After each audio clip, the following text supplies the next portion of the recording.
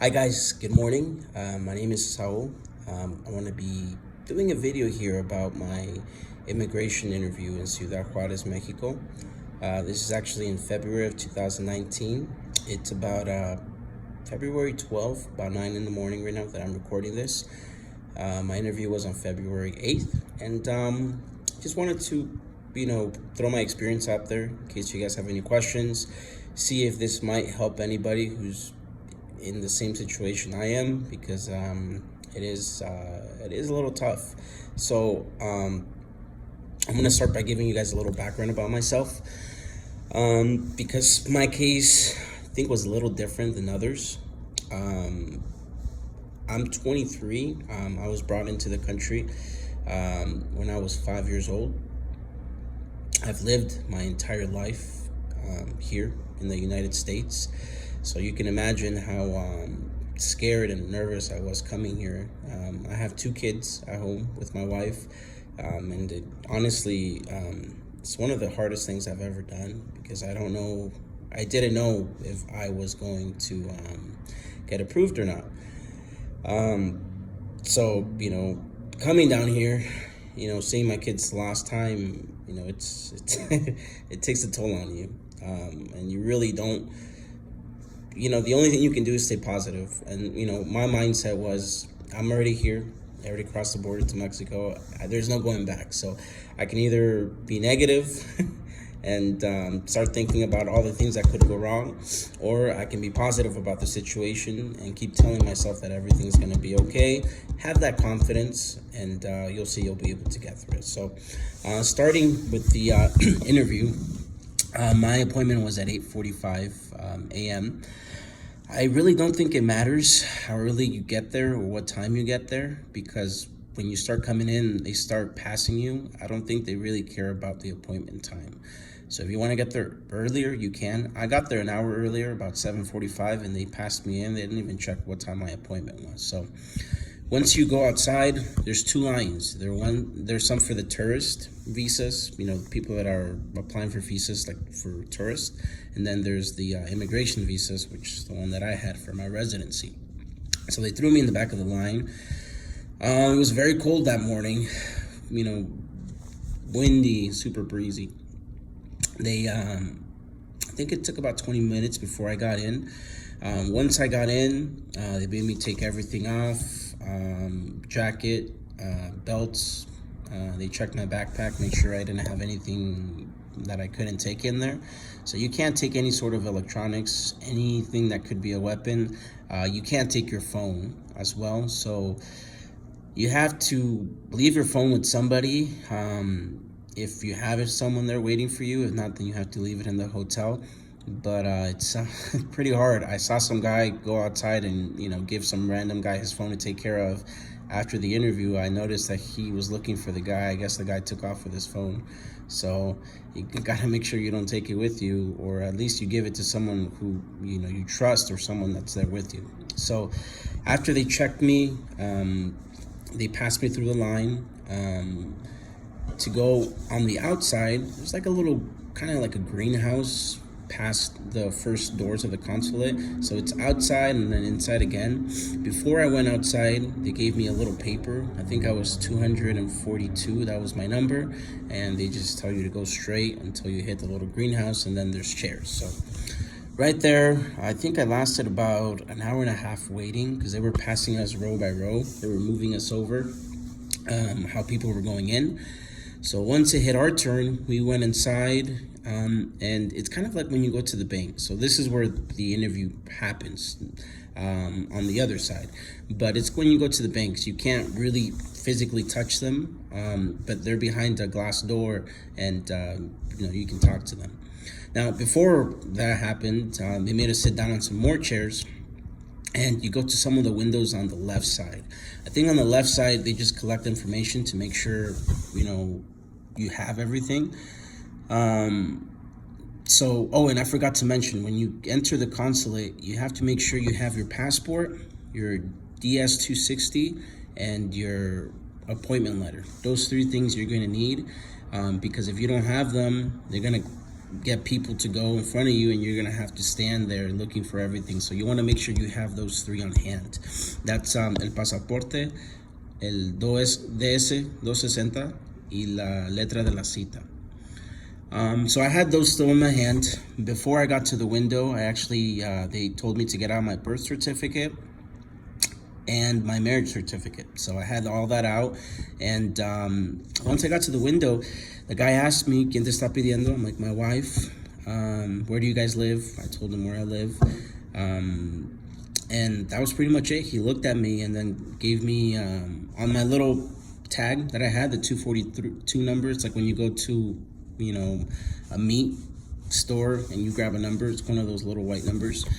He did with a little stripe with black Sharpie, and he told me to go sit down in the black chairs. So I saw that there was blue chairs, green chairs, black chairs. There was people going to different ones. I honestly don't think it matters because they all are going to the same place. I think that's just a way of dividing equally, because there's a group of immigration officers that are going to be doing interviews here. There's some on the other side, and then there's some in the middle. So you don't want to bombard one department with too many. So I think it's just a way of dividing them. So after they told me to sit down in the black chairs, I sat there for about another hour and a half. So it took a while, and you don't have your phone. There's no clock in there, so you don't know what time it is. I was getting hungry, so I knew it was past 10 already. But it's tough, man. You're just sitting there looking around, seeing, feeling, I felt nervous. I could tell you guys the truth. I did feel nervous once I was getting to that point. There was other people there I can tell were really nervous as well. My hands were sweating. I think some of my papers were starting to get wet because when I get nervous, my hands sweat a lot. So after I sat there about an hour and a half, they started calling my line up, and you're back to another line. So they called me on the left side, and then on the left side, there's a bunch of windows like this, and you're facing that way. So that's where all the interviews were happening. So it's like I said, it's like when you go to a bank, there's, you can pretty much hear everything. So there was a couple of cases that I heard. I was waiting for at least a half hour before it was my turn, but a couple cases that got approved, I thought went pretty smoothly. They were pretty quick. There was also a couple cases that didn't get approved. So I was just listening there, thinking, if they ask me these questions, I'm going to be prepared, this and that. Some guy, I think he got approved. He left after I did, but he had a lot of tattoos, and they made him, take off his sweatshirt and show them each tattoo, tell them what it meant, what it symbolizes, when he got them. And there was another guy as well, an older fellow. I think he was lying about how many times he came into the U.S. because the lady said that, the immigrations officers, I think in Phoenix or something like that, had got his fingerprints, and he was lying. He said that he had only entered once. I don't know if his lawyer told him not to say the truth and say only once, but if you ever get, caught by the police and they take your fingerprints, they know. They just want you to, say the truth, because it's crazy.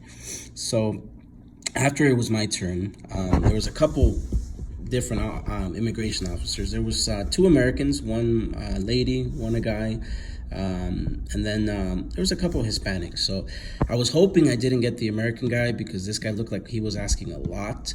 He was asking about W-2 forms, about pictures. I think he even asked for some IRS transcripts or something like that. And so I was about to get him, but the other lady, the American lady, she looked like she was in her mid-20s, so she was young. And her Spanish, it was good, but she had a little bit of an accent. So I was already thinking to myself, man, I'm going to talk to her in English. Maybe I have a better chance. So I ended up getting her. When I got to the, right in front of her, I said, good morning. I gave her a big smile. She smiled back, but she said buenos dias. So I was like, man, did I mess up? Because I spoke to her in Spanish. But then she replied to me, she's like, oh, do you want to do it in English? And I told her, I'm like, whatever you like, whatever's easier. And she said, okay, well, let's just do it in English. So I would advise you guys, if you guys know English, use it. Use your English, because, it looks good. I mean, you also have to look at least decent, do your hair, wear something business casual as you're gonna wear to a job interview. I saw a lot of people, they didn't have their hair done, it was all messy, they weren't shaved.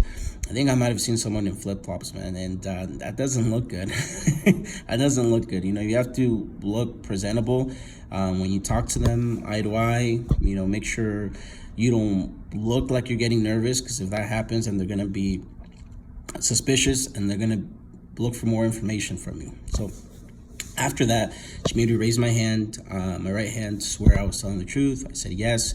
I always kept eye contact with her, never looked away, to show, respect.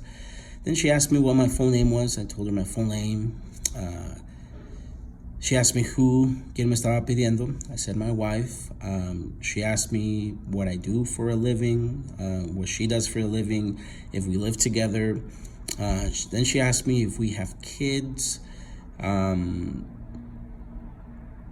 then she got me with a tricky question, because she asked me, who did you cross with? And I was 5 years old when I came here. I just told her that all I know is that I crossed here. I crossed in a car. I don't remember much. I was 5 years old. And that was it. She really didn't ask any more questions. But I thought it was interesting because she asked a lot of people, where did you cross and when? But she asked me with who. So after that, she asked me if I had my perdón. I actually didn't do a perdón, and I was nervous about this. My lawyer, told me I shouldn't be, because since I was brought here when I was 5 years old, when I turned 16, I got my work permit, which is the DACA, the Deferred Action for Childhood Arrivals. And I've had my work permit ever since. I've had a good social, so I've been able to work here. The thing is that it's not guaranteed, and that's why I'm going for my residency, because I want to make sure my job is guaranteed and I'll be able to sustain my family. So when my lawyer had told me, and maybe this will help some of you guys if you guys are in this case, as long as you were brought here before you were 18 and you have DACA, you pretty much have lawful presence. You haven't been here illegally. So every 2 years I've been renewing my permit. It's usually about 2 to 3 months prior before it expires. So I did have about a month and 27 days to where I didn't have a work permit and I acquired lawful presence. But my lawyer made me a paper that told, he put it on there, and I had a photocopy of all of them. I had all my DACA cards, so if you have them, make sure you take them, because they're going to ask you for them. Not just the current one, make sure you take all of them, because they're going to take them.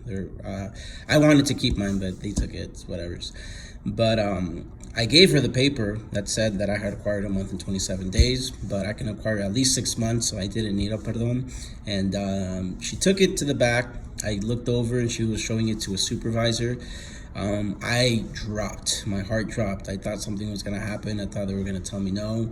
But I looked over and she was laughing. And when she came back, she said, "You have a really good lawyer." So thank God I had that paper. I don't know what I would have done. I mean, I don't know that much about the laws and stuff. So it's a good thing I had it. So after that, that was pretty much it. She didn't ask me for my certificates or my kids. She didn't ask me for any of the W-2 forms. She didn't ask me for any pictures. They didn't ask me for my passport photos. I took a huge stack, and my lawyer told me, since I was brought here under the age of 18, I didn't live in Mexico, I didn't need la carta de antecedentes no penales, but I still got it. You can actually get it in Juarez. It's about 95 pesos to get it. I got it, but they didn't ask me for it. Yeah, I took a lot. I took car titles, insurance, everything that had both our names. And then I also took individual mail going to the same address.